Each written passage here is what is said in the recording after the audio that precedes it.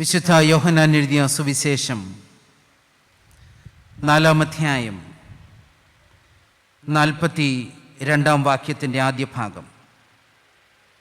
ഇനി നിന്റെ വാക്കുകൊണ്ടല്ല ഞങ്ങൾ വിശ്വസിക്കുന്നത്. ദൈവത്തിൻ്റെ അതിപരിശുദ്ധ നാമം വാഴ്ത്തപ്പെടുമാറാകട്ടെ. ജീവിതം ഒരു യാത്രയാണ്. ആ ഒരു യാത്രയുടെ ഭാഗമാണ് വിവിധ ഇടങ്ങളിൽ നാം എത്തിച്ചേരുന്നത്, പല ആളുകളെ കണ്ടുമുട്ടുന്നത്, പല അനുഭവങ്ങളിലൂടെ നാം കടന്നു പോകുന്നുണ്ട്. ജീവിതയാത്രയിൽ ആയിരിക്കുന്ന എന്നെയും നിങ്ങളെയും സ്വയം ശോധന ചെയ്യുവാൻ, ദൈവിക ബന്ധത്തിൽ നമ്മെ തന്നെ വിലയിരുത്തപ്പെടുവാൻ ഇടയാകേണ്ടത് ഏറ്റവും ആവശ്യമാണ്. ഇന്ന് നാം വായിക്കുന്ന യോഹന്നാൻ്റെ സുവിശേഷം 4-ാം അധ്യായം, അതിൻ്റെ 1 മുതൽ 42 വരെയുള്ള വാക്യങ്ങളാണ് നമ്മുടെ ഒന്നിച്ചുള്ള പഠനത്തിനായി തിരഞ്ഞെടുത്തിരിക്കുന്നത്. വളരെ പരിചിതമായൊരു വേദഭാഗമാണല്ലോ. പല ആവർത്തി വായിച്ചിട്ടുള്ള, പല ആവർത്തി കേട്ടിട്ടുള്ളതായ ഒരു വേദഭാഗം. 2 വ്യക്തികളുടെ യാത്രയായി ഭാഗത്ത് വിശദീകരിക്കപ്പെടുന്നത്. പ്രധാനമായി 2 വ്യക്തികൾ. ഒരു ഭാഗത്ത് യേശു കർത്താവിനെ, മറുഭാഗത്ത് ശമരിയാക്കാരത്തി സ്ത്രീ. ഈ 2 വ്യക്തികളാണ് നമ്മളുടെ പഠനത്തിന് വിധേയമാകുന്നത്. വേദപുസ്തകം ഉടനീളം നാം പഠിക്കുമ്പോൾ തള്ളപ്പെട്ടവരെ കൂടെ നിർത്തുന്ന, ചേർത്ത് നിൽത്തുന്ന ക്രിസ്തുവിൻ്റെ ചിത്രമാണ് നമുക്ക് കാണുവാൻ സാധിക്കുന്നത്. മത്സ്യത്തൊഴിലാളികളെ കൂടെ കൂട്ടിയതായ കർത്താവ്, തൻ്റെ ശിഷ്യഗണങ്ങളാക്കി കൂടെ നിർത്തിയതായ യേശു കർത്താവ്, സമൂഹത്തിൽ വിലയില്ലെന്ന് കരുതിയിരുന്ന സമൂഹത്തിൽ അവരെ കൂടെ നിർത്തുന്നതിന് ശ്രമിച്ചതായ കർത്താവ്, ചുങ്കക്കാരൻ സക്കായിയുടെ കഥ, ഇത് തന്നെയല്ലേ നമ്മളെ ഓർപ്പിക്കുന്നത്? യേശുവിനെ കാണുവാൻ ശ്രമിച്ച വ്യക്തിയുടെ അടുക്കിലേക്ക് ചെന്ന് പേര് ചൊല്ലി വിളിച്ചിറക്കി സക്കായിയുടെ ഭവനത്തിൽ പോയ, കൂടെ നിർത്തുവാൻ, ചാരെ നിർത്തുവാൻ തയ്യാറാകുന്ന ക്രിസ്തുവിൻ്റെ വലിയ ചിത്രം. എന്തിനാ? കുഷ്ഠരോഗികളോട് ചേർന്ന് നിൽക്കുന്നതായ ക്രിസ്തു.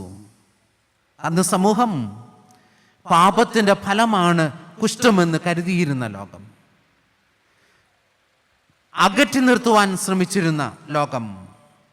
എന്നാൽ കർത്താവ് ചെയ്യുന്നത് അവരോട് ചേർന്ന് നിൽക്കുന്നു, അവരെ തൊട്ട് സൗഖ്യം നൽകുന്നു. കൂടെ നിർത്തുവാൻ, പാർശ്വവൽക്കരിക്കപ്പെട്ടവരെ കൂടെ നിർത്തുവാൻ ശ്രമിക്കുന്ന ക്രിസ്തുവിൻ്റെ വലിയ ചിത്രം. 4-ാം അധ്യായം നമ്മൾ പഠിക്കുമ്പോൾ ശമരിയക്കാരത്തി സ്ത്രീയെ അവിടെ കാണുന്നത്. യഹൂദ സമൂഹം പുറന്തള്ളി നിർത്തിയ, മാറ്റി നിർത്തിയ, ബന്ധങ്ങളിൽ നിന്ന് അകറ്റി നിർത്തിയ ശമരിയ സമൂഹത്തിൻ്റെ പ്രതിനിധിയായ ശമരിയക്കാരത്തി സ്ത്രീ, യാതൊരു സംസർഗവുമില്ലാത്തവർ, അങ്ങനെ മാറി നിർന്ന ഒരു സമൂഹം, അവളുടെ പ്രതിനിധിയായ ഈ സ്ത്രീയെ അവളുടെ അടുക്കലേക്ക് ചെന്ന് സംഭാഷണം ആരംഭിക്കുന്ന കർത്താവ്, അതിന് ഇനിഷ്യേറ്റീവ് എടുക്കുന്ന കർത്താവ്, ഈ ക്രിസ്തുവിനെയാണ് നമ്മൾ ഈ വേദഭാഗത്ത് കാണുന്നത്. യേശു കർത്താവ് നമ്മെ ഓർപ്പിക്കുന്ന ഒരു വലിയ ചിത്രം ഇതാണ്. പാർശ്വവൽക്കരിക്കപ്പെട്ടവരെ കൂടെ ചേർക്കുന്ന, അവർക്ക് അത്താണിയാകുന്ന, അവരെ സമൂഹത്തിൻ്റെ പ്രധാന ധാരയിലേക്ക് കൂട്ടിക്കൊണ്ടുവരുവാൻ എന്നെയും നിങ്ങളെയും ആഹ്വാനം ചെയ്യുന്നതാണ് ഈ വേദഭാഗം. എന്നാൽ ക്രിസ്തു ശബ്ദമില്ലാത്തവൻ്റെ ശബ്ദമായി കൂടെ നിന്നു. ശമരിയക്കാരത്തി സ്ത്രീയെ അടുത്ത് ചെന്ന് സംഭാഷണത്തിന് പ്രേരിപ്പിച്ച് ഒരു ബന്ധം വളർത്തിയെടുത്ത് ക്രിസ്തുവിൻ്റെ സ്നേഹത്തിലേക്ക് കൂട്ടിക്കൊണ്ടുവാൻ ശ്രമിക്കുന്ന ശ്രമം. വിശ്വാസ സമൂഹമേ, എന്നോടും നിങ്ങളോടും ചോദിക്കുന്ന വലിയൊരു ചോദ്യം ഇതാ: നാം ആരുടെ പക്ഷം നിൽക്കും? ശമര്യക്കാരത്തി സ്ത്രീയെ, ശമര്യ സമൂഹത്തെ ഉൾക്കൊള്ളുവാൻ, സ്വീകരിക്കുവാൻ യേശു തയ്യാറാകുന്നു. നമ്മെ ഓർപ്പിക്കുന്ന വലിയ യാഥാർത്ഥ്യം ഇതാ: നാം ആരുടെ പക്ഷം ചേരും? പാർശ്വവൽക്കരിക്കപ്പെട്ടവരോട് ചേർന്ന് നിന്നുകൊണ്ട് ക്രിസ്തുവിൻ്റെ സ്നേഹം പങ്കുവെക്കുവാൻ എന്നെയും നിങ്ങളെയും ഈ ലോകത്തിലാക്കിയിരിക്കുന്നുവെന്ന യാഥാർത്ഥ്യം വിസ്മരിച്ചു പോകരുത്. ജീവിതയാത്രയിലെ രണ്ടാമത്തെ കഥാപാത്രമാണ് ശമര്യക്കാരത്തി സ്ത്രീ. ക്രിസ്തുവിനെ കണ്ടുമുട്ടിയ സ്ത്രീ പുനർനിർവചിക്കുന്ന 4 കാര്യങ്ങൾ ചിന്തിച്ച് അവസാനിപ്പിക്കാം എന്നാണ് താല്പര്യപ്പെടുന്നത്. 4 കാര്യങ്ങളിലാണ് ശ്രദ്ധ ചെലുത്തുന്നത്. വിശ്വാസ ജീവിതത്തെ പുനർനിർവചിക്കപ്പെടുന്ന അനുഭവം, ആരാധനാ ജീവിതത്തെ പുനർനിർവചിക്കപ്പെടുന്ന ഒരനുഭവം, താൻ മിഷണറി ജീവിതത്തെ പുനർനിർവചിക്കപ്പെടുന്ന ഒരവസരം, നിത്യജീവനിലേക്കുള്ള യാത്രയെ പുനർനിർവചിക്കപ്പെടുന്ന ഒരവസരം. അപ്പോൾ ശമര്യക്കാരത്തി സ്ത്രീയുടെ ജീവിതത്തിലൂടെ വിശ്വാസ ജീവിതത്തെ പുനർനിർവചിക്കപ്പെടുന്ന ഒരവസരം, യേശുവിനെ കണ്ടുമുട്ടിയ അനുഭവം എന്നത്. വിശ്വാസ ജീവിതത്തെ പുനർനിർണയിക്കുന്നതിന് ശ്രമിക്കുന്ന ശമര്യക്കാരത്തി സ്ത്രീ ഒന്നാമത് ചെയ്യുന്നത്, അവളുടെ യാത്ര എന്നത് തന്നിലേക്ക് തന്നെയുള്ള ഒരു യാത്രയായിരുന്നു. ഒരു തിരിഞ്ഞു നോട്ടത്തിനുള്ള അനുഭവമായിരുന്നു. താൻ ആരാണ് എന്ന് സ്വയം വിലയിരുത്തപ്പെടുവാൻ ഇടയാകേണ്ടത് ജീവിതത്തിൻ്റെ ബലഹീനതകളെ കണ്ടെത്തുവാൻ എന്നെയും നിങ്ങളെയും പ്രേരിപ്പിക്കുന്നത്. താൻ ആരാണെന്ന് ബോധ്യപ്പെടുത്തുവാൻ യേശു കർത്താവിൻ്റെ സാമീപ്യം, യേശു കർത്താവുമായുള്ള ഇടപെടൽ മുഖാന്തരമായി എന്ന് ആ വേദഭാഗം നമ്മളെ ഓർപ്പിക്കുക. കർത്താവ് ശമര്യക്കാരത്തി സ്ത്രീയോട് പറയുന്നുണ്ട്, നീ പോയി നിന്റെ ഭർത്താവിനെ വിളിച്ചുകൊണ്ട് വരിക. 4-ാം അധ്യായം 16-ാം വാക്യം. വിശ്വാസ ജീവിതത്തിൻ്റെ യാത്രയിൽ തന്നിലേക്ക് തന്നെയുള്ള ഒരു യാത്ര, അതിന് പ്രേരിപ്പിക്കുന്ന ഒരു അനുഭവമായിരുന്നു. ശമര്യക്കാരത്തി സ്ത്രീയോട് പറയുക, പോയി നിന്റെ ഭർത്താവിനെ വിളിച്ചുകൊണ്ട് വരിക. 17-ാം വാക്യത്തിൽ അവൾ പറയുന്ന മറുപടിയാണ്, എനിക്ക് ഭർത്താവില്ല. ജീവിതത്തിലേക്ക് തിരിഞ്ഞു നോക്കുവാൻ കർത്താവ് പ്രേരിപ്പിക്കുന്നതായ ഒരു അനുഭവം. ലൂക്കോസിന്റെ സുവിശേഷം 15-ാം അധ്യായം 11 മുതൽ 32 വരെയുള്ള ഭാഗം മുടിയനായ പുത്രന്റെ കഥയാണല്ലോ. ഇതേപോലെ തന്നെ വളരെ പരിചിതമായ ഒരു വേദഭാഗം. ഇളയ മകന്റെ ആവശ്യത്തിന് മുൻപിൽ തൻ്റെ വീതമൊക്കെ നൽകി സ്വതന്ത്രനായി വിടുന്നൊരു പിതാവിൻ്റെ ചിത്രമാണ് നമ്മളവിടെ കാണുന്നത്. ഒരുപക്ഷെ നമ്മൾ ചിന്തിക്കും, എന്തിനാ ഈ അപ്പൻ ഇതൊക്കെ കൊടുത്തത് എന്ന്. സ്വാതന്ത്ര്യത്തോടെ വിട്ടു. ശരി, അവനുള്ളതൊക്കെ അവൻ നശിപ്പിച്ചു. താൻ തോന്നിയായി ജീവിച്ചു. ബലഹീനതകൾ പറ്റി ജീവിതത്തിൽ. പക്ഷേ 17-ാം വാക്യത്തിലേക്ക് വായിക്കുമ്പോൾ നമ്മൾ കാണുന്നൊരു കാര്യമുണ്ട്. സുബോധം വന്നിട്ട് അവൻ, എൻ്റെ അപ്പൻ്റെ എത്ര കൂലിക്കാർ ഭക്ഷണം കഴിച്ച് ശേഷിപ്പിക്കുന്നു, ഞാനോ വിശപ്പ് കൊണ്ട് നശിച്ചു പോകുന്നു. ജീവിത വഴിത്താരയിൽ തന്നിലേക്ക് തന്നെ ഒന്ന് തിരിഞ്ഞു നോക്കുന്നൊരനുഭവം. ഇവിടെയാ മാനസാന്തരത്തിൻ്റെ അനുഭവം ഉണ്ടാകുന്നത്. വിശ്വാസികൾ എന്ന് പറയുന്ന പലരും മൂത്ത മകനെ പോലെയല്ലേ? എന്താ ചെയ്യുന്നത്? മറ്റുള്ളവരെ കുറ്റം പറയും, സ്വയം ന്യായീകരിക്കും. പക്ഷെ ഒറ്റ പ്രശ്നമേ ഉള്ളൂ, ശരിയായി വീട്ടിൽ കടപ്പാൻ മനസ്സില്ലാതെ മാറി നിൽക്കുന്ന അനുഭവം. തൻ്റെ ജീവിതത്തിലേക്കൊന്ന് ശരിയാവണ്ണം തിരിഞ്ഞു നോക്കുവാൻ സാധിക്കാതെ പോയതായ മൂത്ത മകൻ്റെ ചിത്രം. അതുകൊണ്ട് വിശ്വാസ ജീവിത പുനർനിർവചിക്കപ്പെടുമ്പോൾ അത് യാഥാർത്ഥ്യമായി തീരണമെങ്കിൽ തന്നിലേക്ക് തന്നെ ഒന്ന് യാത്ര ചെയ്യുവാനിടയാകണം. യേശു കർത്താവ് ശമര്യക്കാരത്തി സ്ത്രീയിലൂടെ സാധിച്ചതാണ്. തന്നിലേക്കൊന്ന് തിരിഞ്ഞു നോക്കുവാൻ, ജീവിതത്തിൻ്റെ ബലഹീനത എന്തെന്ന് മനസ്സിലാക്കുവാൻ, താൻ ഇന്ന് ആയിരിക്കുന്ന അവസ്ഥയെ ഒന്ന് ശരിയാവണ്ണം മനസ്സിലാക്കുവാൻ പ്രേരിപ്പിച്ചതായ ഒരു ഘടകം. വിശ്വാസ ജീവിതത്തിൻ്റെ ഒന്നാം ഘട്ടം എന്നത് തന്നിലേക്ക് തന്നെയുള്ള ഒരു യാത്രയാണ്. തന്നിലേക്ക് തന്നെയുള്ള ഒരു യാത്ര. രണ്ടാമത് ഭാഗത്ത് ഓർപ്പിക്കുക, വിശ്വാസ ജീവിത യാത്രയിൽ സത്യത്തിലേക്കുള്ളൊരു യാത്രയാണ് വിശ്വാസയാത്ര. തന്നിലേക്ക് തന്നെയുള്ള ഒരു യാത്രയാണ്, ഒരു തിരിഞ്ഞുനോട്ടത്തിൻ്റെ അനുഭവമാണ് വിശ്വാസയാത്രയെങ്കിൽ സത്യത്തിലേക്കുള്ള ഒരു യാത്രയാണ് ആ വിശ്വാസയാത്ര. അസത്യത്തിൽ നിന്ന്, അർത്ഥസത്യത്തിൽ നിന്നും സത്യത്തിലേക്കുള്ള ഒരു യാത്ര. അധാർമികതയിൽ നിന്ന് ധാർമ്മികതയിലേക്കുള്ള ഒരു യാത്ര. ഇതാ നാം വേദഭാഗങ്ങളിലൂടെ കാണുന്നത്. അധാർമികതയിൽ നിന്ന് ധാർമ്മികതയിലേക്കുള്ള ഒരു യാത്ര. ഒരു വിശ്വാസിയുടെ ജീവിതത്തിൻ്റെ വളർച്ചയ്ക്ക് ആവശ്യമായിരിക്കുന്ന ഇതാണ്.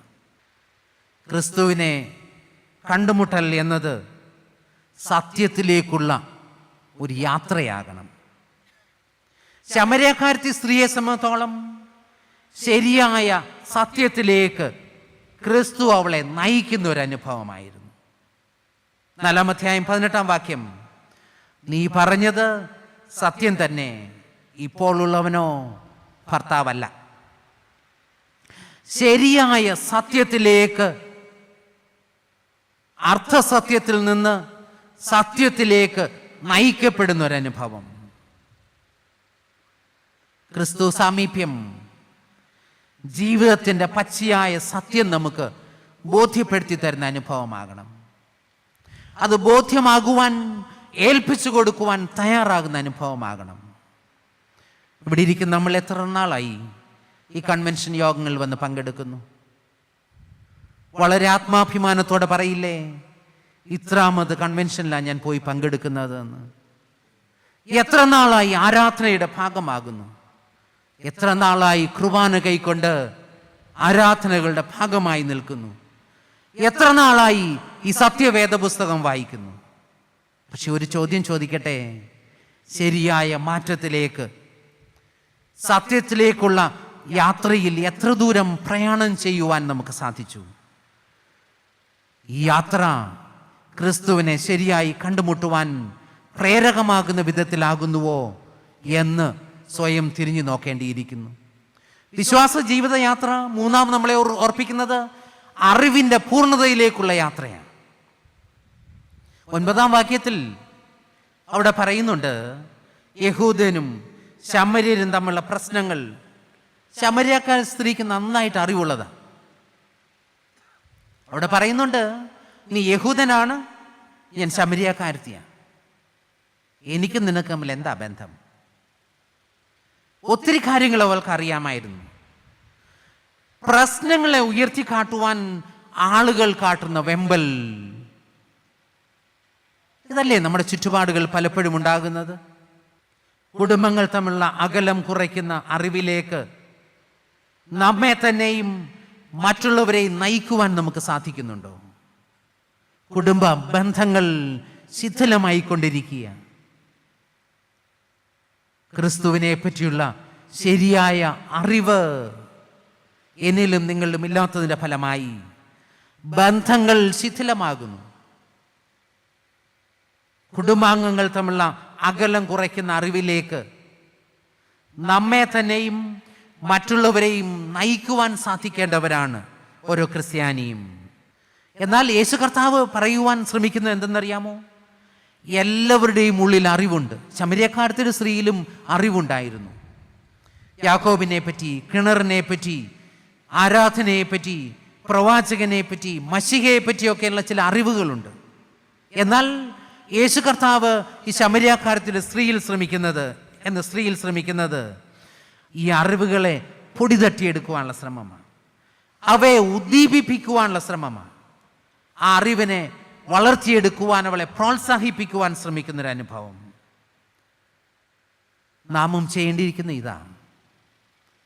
ഈ അറിവുകളെ പൊടി തട്ടിയെടുത്ത് ഉദ്ദീപിപ്പിച്ച് പ്രോത്സാഹിപ്പിച്ച് ക്രിസ്തുവിൻ്റെ സ്നേഹത്തിലേക്ക് കൂട്ടിക്കൊണ്ടുവരുവാൻ സാധിക്കണം. യേശു ശമരിയക്കാരത്തെ സ്ത്രീയോട് ചെയ്തതും ഇത് തന്നെയാണ്. അവളെ ബഹുമാനിച്ചു, അല്ലേ? ബഹുമാനിച്ചതിൻ്റെ ഭാഗമാണ് അവളുടെ അടുത്തേക്ക് ചെന്ന് അവളോട് സംഭാഷണം ആരംഭിക്കുന്നത്. അറിവിൻ്റെ ധാരയിലേക്ക് അവളെ ചാനലൈസ് ചെയ്യുക ചെയ്യുന്നത്. യേശു കർത്താവിൻ്റെ സംഭാഷണത്തിലൂടെ, 4-ാം വാക്യം തുടങ്ങിയുള്ള ആ സംഭാഷണത്തിലൂടെ അറിവിൻ്റെ ധാരയിലേക്ക് ശമരിയക്കാരത്തി സ്ത്രീയെ യേശു കർത്താവ് ചാനലൈസ് ചെയ്യുക ചെയ്യുന്നത്. യേശു കർത്താവിനെ ഒരു യഹൂദൻ എന്ന് വിളിച്ച് തുടങ്ങിയ സ്ത്രീയെ അവൻ മശിഹ ആണെന്ന അറിവിലേക്ക് കൊണ്ടെത്തിക്കുന്ന വലിയൊരു പ്രക്രിയ നമ്മെ മേൽപ്പിക്കുന്ന വലിയ ദൗത്യം ഇതാണ്. അപരനെ സ്നേഹിപ്പാൻ, അപരനെ ബഹുമാനിപ്പാൻ, അതിലൂടെ അറിവിൻ്റെ, ക്രിസ്തീയ സ്നേഹത്തിൻ്റെ അറിവിലേക്ക് അപരനെ കൂട്ടിക്കൊണ്ടുവരുവാനുള്ള വലിയ ദൗത്യം നമ്മെ ഏൽപ്പിച്ചിരിക്കുക. യേശു കർത്താവ് ഈ ശമരിയക്കാരത്തി സ്ത്രീയിൽ അറിവിലേക്കുള്ള വലിയ യാത്രയിലേക്കാണ് നയിച്ചത്. അവൻ മശിഹ എന്ന് തിരിച്ചറിയുവാൻ തക്കവണ്ണം അവളെ പ്രാപ്തയാക്കിയ ഒരു വലിയ അനുഭവം. അതുമാത്രമാണോ? ക്രിസ്തുവിനെക്കുറിച്ചുള്ള പുതിയ കാഴ്ചപ്പാടിലേക്കുള്ള ഒരു യാത്രയിലേക്ക് അവളെ നയിക്കുന്നത്. വിശ്വാസത്തിൻ്റെ പുനർനിർമ്മിതിയിലേക്കുള്ള വലിയ യാത്ര, റീകൺസ്ട്രക്ഷൻ ഓഫ് ദ ഫെയ്ത്ത്. ഇതാ അവിടെ സംഭവിക്കുന്നത്. ക്രിസ്തു അനുരഞ്ജനത്തിലേക്കും സ്നേഹത്തിലേക്കും അവളെ നയിച്ചതാണ്. പുതിയ പന്ഥാവിൽ എത്തിച്ചേരുവാൻ അവളെ സഹായിച്ചത് എന്ന് പറയും. ക്രിസ്തു അനുരഞ്ജനത്തിലേക്കും സ്നേഹത്തിലേക്കും അവളെ നയിച്ചതാണ്. പുതിയ പന്ഥാവിലേക്ക് എത്തിച്ചേരുവാൻ അവളെ സഹായിച്ചത്. അല്ലെങ്കിൽ എങ്ങനെ പോകേണ്ട ഒരു സ്ത്രീയാ? സമൂഹത്തെ ഭയന്ന്, സമൂഹത്തിൽ നിന്ന് ഒറ്റപ്പെട്ടു മാറി വെള്ളം കോരുവാൻ എത്തിയതായ ഒരു സ്ത്രീയുടെ ചിത്രമാണ് നമ്മൾ തുടക്കത്തിൽ കാണുന്നത്. സമൂഹം തള്ളിയവരെ തേടിയെത്തുന്ന ക്രിസ്തു. സമൂഹം തള്ളിയ ഒത്തിരി പേർ നമ്മുടെ ചുറ്റുപാടുകളിലില്ലേ? പലതുകൊണ്ടും വിലക്കേൽപ്പിച്ച് മാറ്റി നിർത്തിയിരിക്കുന്നവർ നമ്മുടെ സമൂഹത്തിലില്ലേ? സാമ്പത്തിക സ്ഥിതിയുടെ പേരിൽ അകറ്റി നിർത്തിയിരിക്കുന്നവരില്ലേ? ജാതിയുടെ പേരിൽ, വിദ്യാഭ്യാസത്തിൻ്റെ പേരിൽ, ജോലിയുടെ പേരിൽ തരംതിരിച്ച് നിർത്തപ്പെടുന്നില്ലേ? ഈ വേർതിരിച്ച് നിർത്തിയിരിക്കുന്ന അനുഭവം നമ്മുടെ സഭകളിലില്ലേ? അവർ ശബ്ദമില്ലാത്തവരാ. അവരുടെ ശബ്ദമായി മാറണം സഭ. ഇതാ ക്രിസ്തു പഠിപ്പിക്കുന്നത്. ശമരിയക്കാരത്തി സ്ത്രീയെ ചേർത്ത് നിർത്തിയതിലൂടെ നമ്മെ ഓർപ്പിക്കുന്ന വലിയ ചിന്ത ഇവിടെയാണ്. ബലഹീനർക്ക് ബലമായി മാറണം സഭ. അവരോട് ചേർന്ന് നിൽക്കുവാൻ കർത്താവ് നമ്മെ ഓർപ്പിക്കുക. ശബ്ദമല്ലാത്തവരുടെ ശബ്ദമായി നീരുവാൻ, ബലഹീനരുടെ പക്ഷം ചേരുവാൻ, നമ്മളായിരിക്കുന്ന ഇടങ്ങളിൽ അതിന് പരിശ്രമിക്കുവാൻ എന്നെയും നിങ്ങളെയും ആഹ്വാനം ചെയ്യുക.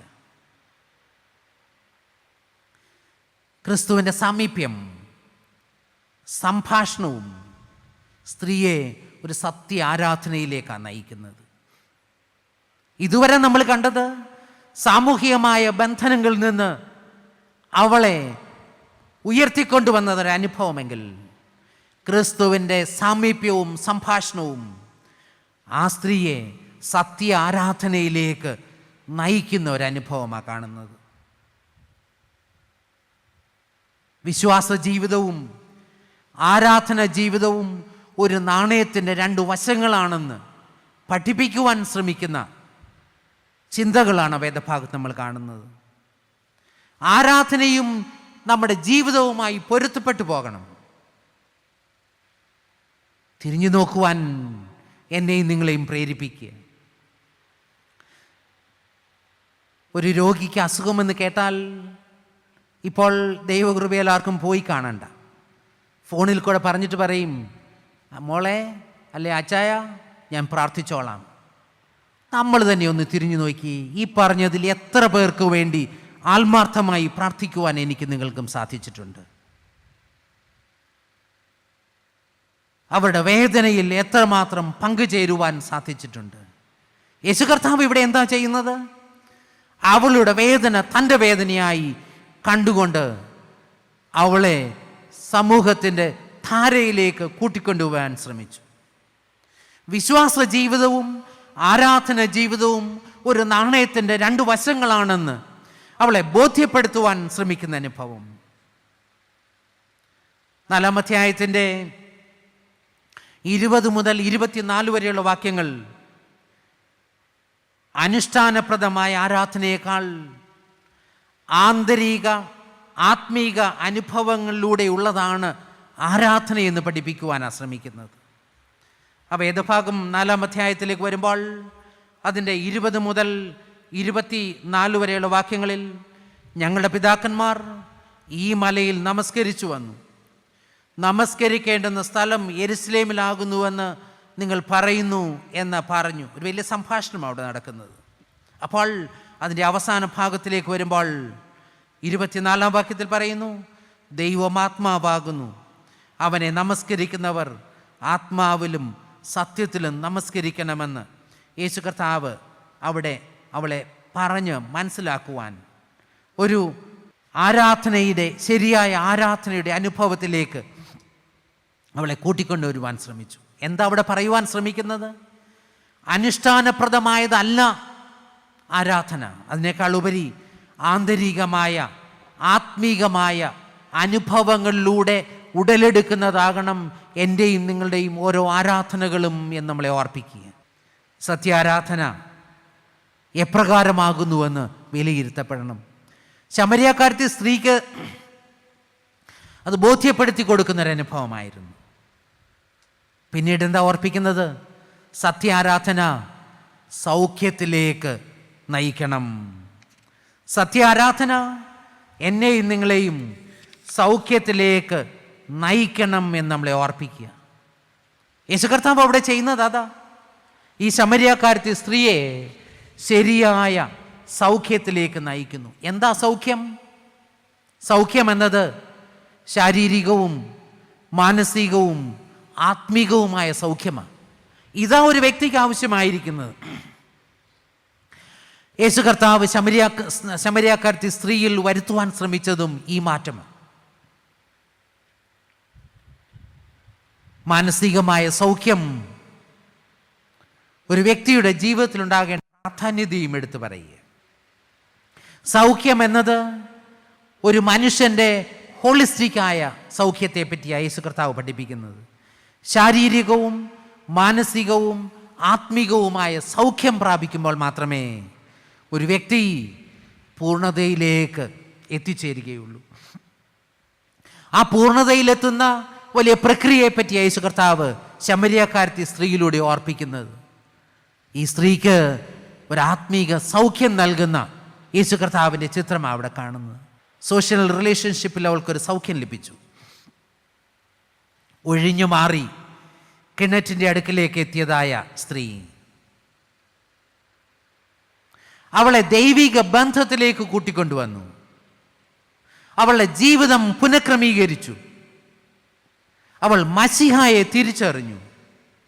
ജീവിതം ഒരാരാധനയായി മാറ്റി.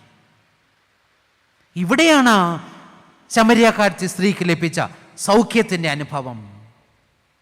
സമൂഹത്തിൽ നിന്ന് ഒറ്റപ്പെട്ടു നിന്നവളായിരുന്നു. സമൂഹത്തിൻ്റെ ധാരയിലേക്ക് യേശു കർത്താവ് അവളെ കൈപിടിച്ച് ഇറക്കിക്കൊണ്ടുവരുന്ന അനുഭവം. വിശ്വാസമൂഹമേ, എത്രയോ അനുഭവങ്ങൾ നമ്മുടെ മുൻപിലുണ്ട്.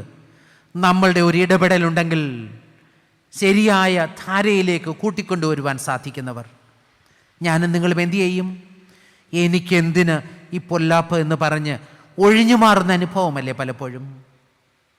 ഈ വേദഭാഗം നമ്മളെ പഠിപ്പിക്കുക, അപരൻ്റെ വേദനയിൽ തൻ്റെ വേദനയായി കണ്ട് ഇറങ്ങുവാൻ, കരുതുവാൻ, ദൈവിക ബന്ധത്തിലേക്ക് കൂട്ടിക്കൊണ്ടുവരുവാൻ. അവൾക്ക് തിരിച്ചറിവുണ്ടായി, ഞാൻ മശിഹായെ കണ്ടെത്തിയിരിക്കുന്നുവെന്ന്. ആ ബോധ്യത്തിലേക്ക് അവളെ കൊണ്ടെത്തി. ജീവിതം ഒരാരാധനയായി മാറിയ അനുഭവത്തിലെത്തി. അതിൻ്റെ പരിണിത ഫലമോ ആ ജീവിതയാത്രയുടെ അവസാന ഘട്ടത്തിലേക്ക് അവൾ എത്തിച്ചേർന്നു. അവിടെ പറയുന്നു, അവൾ ഒരു മിഷണറി യാത്ര ആരംഭിച്ചു. ക്രിസ്തുവിലൂടെ അവളൊരു ജീവിതത്തെ ക്രമപ്പെടുത്തി. മശിഹായെ തിരിച്ചറിഞ്ഞതിലൂടെ ജീവിതം ഒരാരാധനയായി മാറി. അവളൊരു മിഷണറിയായി പുറപ്പെട്ടു.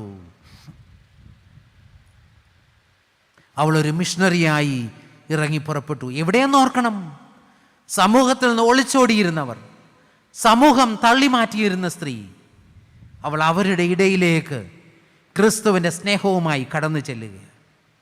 അവൾ കിണറ്റരികിലെത്തിയത് ശൂന്യമായ ഒരു പാത്രവുമായ കിണറ്റരികിലെത്തിയത്. അവളുടെ വ്യക്തി ജീവിതത്തെ ചിന്തിക്കുമ്പോൾ ശൂന്യമായൊരു ജീവിതവുമായിട്ട് അവൾ എത്തിയത്. ശൂന്യതയുള്ളതായ ആ ജീവിതം ക്രിസ്തുവിനാൽ നിറയപ്പെട്ടപ്പോൾ അർത്ഥമുള്ള സൗരഭ്യമുള്ള ഒരു ജീവിതയാത്രയ്ക്ക് അവൾ അവിടെ തുടക്കം കുറിച്ചു. ആ തുടക്കം മറ്റുള്ളവരെ ഈ സ്നേഹത്തിലേക്ക് ക്ഷണിക്കുന്നതായി തീർന്നു. വിശ്വാസ സമൂഹമേ, എന്നെയും നിങ്ങളെയും പറ്റി പ്രതീക്ഷിക്കുന്ന ഇതാണ്. ക്രിസ്തുവിനെ ശരിയായി കണ്ടുമുട്ടുന്നതിലൂടെ ക്രിസ്തുവിൻ്റെ സ്നേഹത്തിലേക്ക് മറ്റുള്ളവരെ ആനയിക്കുവാനുള്ള ഉത്തരവാദിത്വവും ബാധ്യതയും ഓരോ വ്യക്തിയെയും ഏൽപ്പിച്ചിരിക്കുന്നു. ക്രിസ്തുവിലേക്ക് മറ്റുള്ളവരെ ക്ഷണിക്കുന്നതാണ് ഒരു മിഷണറിയുടെ ദൗത്യം. ഇന്ന് പല മിഷൻ ഫീൽഡുകളെ പറ്റിയൊക്കെ നമ്മളിവിടെ വായിച്ചല്ലോ, ഓർക്കുകയും പ്രാർത്ഥിക്കുകയും ഒക്കെ ചെയ്യുന്നുണ്ടല്ലോ. ആ മിഷൻ ഫീൽഡുകളെല്ലാം സുവിശേഷം പറയുക മാത്രമല്ല ചെയ്യുന്നത്, പിന്നെയോ അവരുടെ വേദനയിൽ പങ്കുചേരുക, അതൊരു സുവിശേഷമാണ്. അവർക്ക് വിദ്യാഭ്യാസം നൽകുന്നത് ഒരു മിഷണറി പ്രവർത്തനമാണ്. അവരെ സമൂഹത്തിൻ്റെ മെയിൻ ധാരയിലേക്ക് കൊണ്ടുവരുവാൻ ശ്രമിക്കുന്നത് ഒരു വലിയ മിഷണറി പ്രവർത്തനമാണ്. ഒരു മനുഷ്യനെ പൂർണ്ണതയിലേക്ക് എത്തിക്കുന്ന പ്രക്രിയ മിഷണറി ദൗത്യം. അപ്പോൾ ഈ സമരിയാക്കാരത്തി സ്ത്രീ ചെയ്തത്, അവളെ പുറന്തള്ളിയ സമൂഹത്തിലേക്ക് ചെന്ന് പറയുന്നു, ഞാൻ മശിഹായെ കണ്ടെത്തി. അവരെയും ആ ക്രിസ്തുവിൻ്റെ സ്നേഹത്തിലേക്ക് ആനയിച്ചൊരനുഭവം. മിഷണറി പ്രയാണത്തിൻ്റെ ക്ലൈമാക്സ് ആണ് ഇന്ന് കുറിവാക്യമായി ഞാൻ വായിച്ചത്. ഇനി നിന്റെ വാക്കുകൊണ്ടല്ല ഞങ്ങൾ വിശ്വസിക്കുന്നത്, ഞങ്ങൾ തന്നെ കേൾക്കുകയും അവൻ സാക്ഷാൽ രോഗരക്ഷിതാവ് എന്നറിയുകയും ചെയ്തിരിക്കുന്നു എന്ന് സ്ത്രീയോട് പറഞ്ഞു. ഒരു വിശ്വാസയാത്രയുടെ അഥവാ ഒരു മിഷണറി പ്രയാണത്തിൻ്റെ ക്ലൈമാക്സ് അവിടെയാണ്. പലപ്പോഴും നമ്മുടെ പ്രശ്നം എവിടെയാണ്? എന്നും ഞാൻ പ്രസക്തനായി ഇവിടെ നിൽക്കണമെന്നുള്ളതാണ്. എന്നാൽ മിഷണറി പ്രവർത്തനത്തിൻ്റെ പാരമ്യത്തിലെത്തുന്നത് ഞാൻ എന്ന് അപ്രസക്തനാകുമോ, അതാണ് ശരിയായൊരു മിഷണറി ദൗത്യം. ഞാൻ മൂലം മറ്റുള്ളവർ ക്രിസ്തുവിൻ്റെ സ്നേഹത്തിൽ വന്ന് ഞാനില്ലാതെ ആ ക്രിസ്തുവെങ്കിൽ അവർ ഉറച്ചു നിൽക്കുന്ന ഒരവസ്ഥയിലെത്തുമ്പോൾ അവിടെ ഞാനെന്ന് പറയുന്ന വ്യക്തിത്വം അപ്രസക്തമായി മാറുന്നു. പക്ഷെ നമ്മളെപ്പോഴാണ് ശ്രമിക്കുന്നത്? എന്നും ഞാനും നിങ്ങളും മുൻപിൽ തന്നെ നിൽക്കുവാനുള്ള ശ്രമത്തിലാണ്. മറ്റുള്ളവരെ ആ മെയിൻ സ്ട്രീമിലേക്ക് കൂട്ടിക്കൊണ്ടുവരുവാൻ, ആ പ്രധാന ധാരയിലേക്ക് കൂട്ടിക്കൊണ്ടുവരുവാനുള്ള വലിയ ദൗത്യമാണ് മിഷണറി ദൗത്യത്തിലൂടെ എന്നെയും നിങ്ങളെയും ഓർപ്പിക്കുന്നത്. ക്രിസ്തുവിനെ കണ്ടെത്തുക മാത്രമല്ല, പിന്നെയോ ക്രിസ്തീയ പ്രവർത്തനത്തിൻ്റെ ഭാഗമായി തങ്ങളെ തന്നെ പുനഃക്രമീകരിപ്പാൻ കർത്താവ് നമ്മെ ബലപ്പെടുത്തട്ടെ. ഈ കൺവെൻഷൻ യോഗങ്ങൾ അതിന് മുഖാന്തരമാകട്ടെ. ക്രിസ്തുവിലേക്ക് അടുത്ത് ചെല്ലുവാൻ, ആ മെയിൻ ധാരയിൽ എത്തിച്ചേർന്ന് ക്രിസ്തുവിൻ്റെ സന്ദേശം ലോകത്തിന് നൽകുവാൻ, ദൈവിക കൃപയിലേക്ക് നടത്തുവാൻ ദൈവം നമ്മെ തൻ്റെ പരിശുദ്ധാത്മാവാൽ ശക്തീകരിക്കുമാറാകട്ടെ. ആമേൻ.